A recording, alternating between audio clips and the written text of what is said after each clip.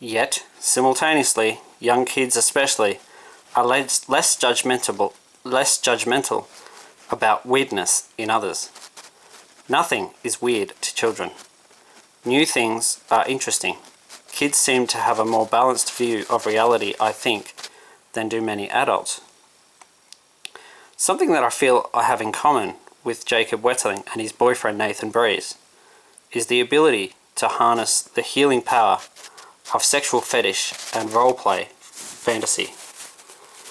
Neither Jake or Nathan lived long enough to experience their sexuality in any major way. I reject organised religion, yet I think there are valuable things in the stories that can be found in the holy texts, so long as you don't take the contradictory dogma too seriously. The religious teachings I grew up with as a Catholic and the things I read in the Bible gave me ideas that bloomed into sexual fantasies after I realised that I didn't have to limit any of my personal interpretation, which has endlessly evolved ever since then. Embracing what resonated with me while ignoring what didn't was the key to drawing useful motivation from religion.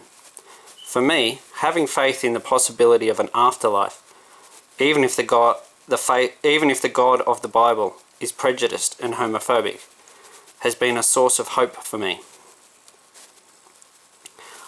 I can't see what's so distasteful about Lucifer or Satan. I find them the most attractive characters in the Bible, and I don't believe Jesus or Joshua viewed them as his enemies. If you've ever known a mischievous kid with a wicked glimmer in his eyes, then you've met Satan, the bad boy. Catch ya on the flip side, homie slice. So yeah, that's what I wrote. And Debbie is still doing her thing, coming into the coast of Queensland, taking her sweet time to unleash her fury.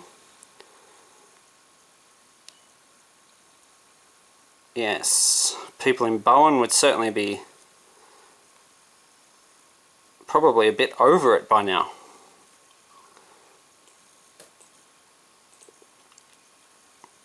And there she is, the latest.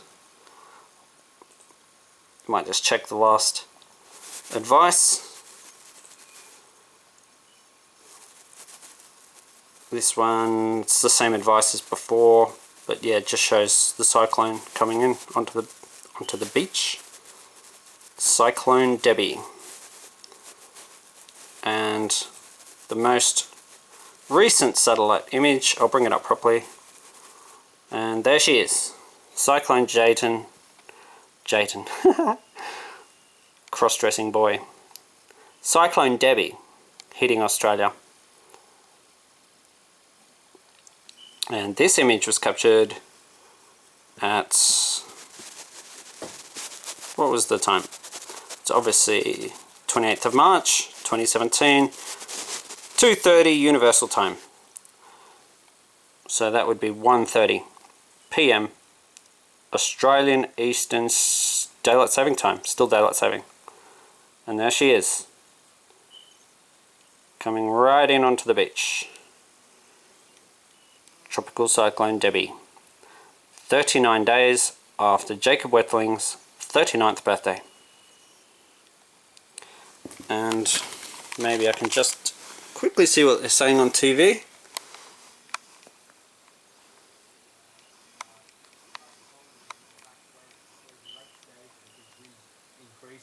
Reports of a roof coming off a house at Hamilton Island.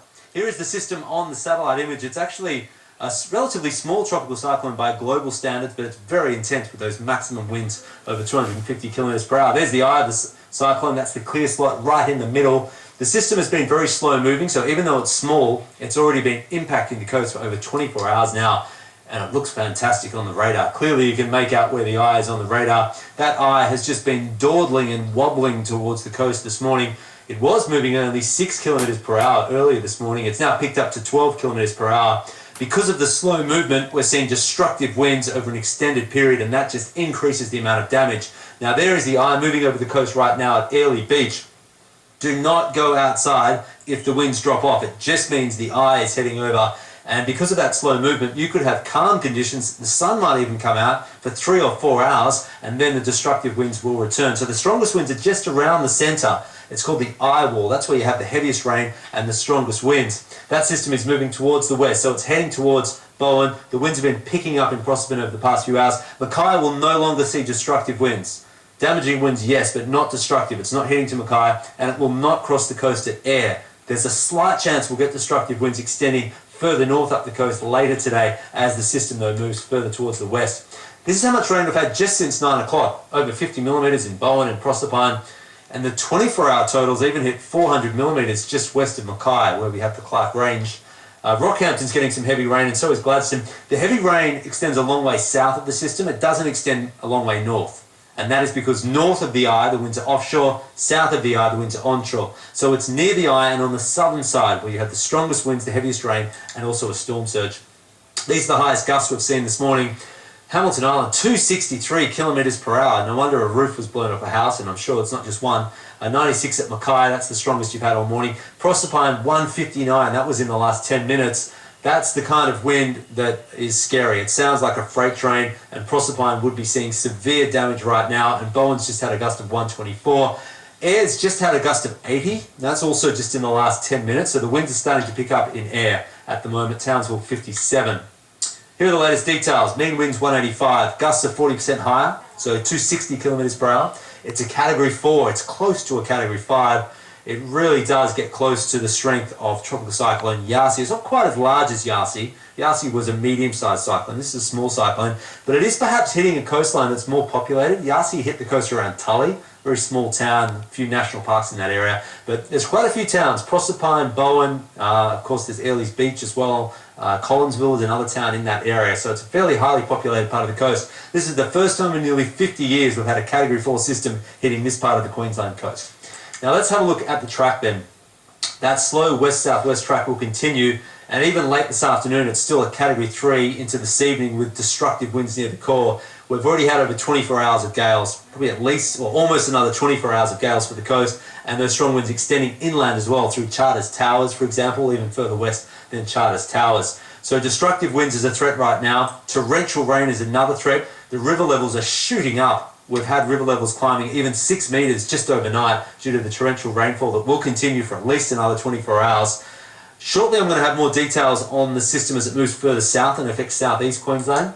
Also a storm surge has developed as predicted. The water levels right now to the south of Ayr are more than 1 metre above your normal highest tide of the year. So we are seeing a dangerous storm surge hitting the coast with damaging waves and coastal flooding. Everyone, please stay safe, and as I mentioned, if the winds drop back and it stops raining, stay inside, stay sheltered. It's just the eye passing over. We still have all of this afternoon, even into this evening, with extremely dangerous conditions from severe tropical cyclone Debbie.